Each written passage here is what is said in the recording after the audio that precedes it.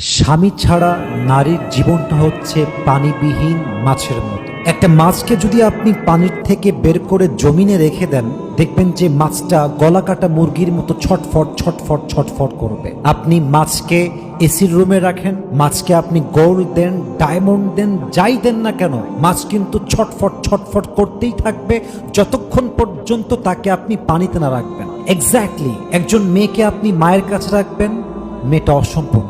একজন মেয়েকে আপনি বাবার কাছে রাখবেন, সে অসম্পূর্ণ। একজন মেয়েকে তার বোনের সঙ্গে রাখবেন, সে অসম্পূর্ণ। একজন মেয়েকে তার মায়ের পেটের ভাইয়ের সাথে রাখবেন, তাও সে অসম্পূর্ণ।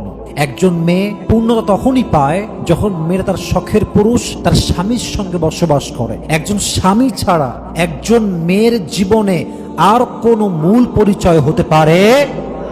আর এই পরিচয় যে বোঝে না, স্বামীর মূল্য যেই মেয়ে বোঝে না, সেই মেয়ে স্বামীর সঙ্গে গাদ্দারি করে, সেই মেয়ে স্বামীর সঙ্গে স্বামীকে রেখে পরকিয়া করে, সেই মেয়ে স্বামীর ঘরে থেকে স্বামীর বিরুদ্ধে ষড়যন্ত্র করে, সেই মেয়ে স্বামীকে ইজ্জত দেওয়ার আগে বয়ফ্রেন্ডকে ইজ্জত দিয়ে দেয়, সেই মেয়ে তার স্বামীর সঙ্গে চিট করে পুরো সংসারটাকে জ্বালিয়ে পুড়িয়ে ছারখার করে দেয়। ঠিক কিনা বলেন? যেই নারীর জীবনে স্বামী নাই, তার জীবনে আসলে কিছুই নেই। আল্লাহ প্রত্যেকটা মা বোনকে বোঝার তৌফিক দান করুক। বলেন সবাই আমিন।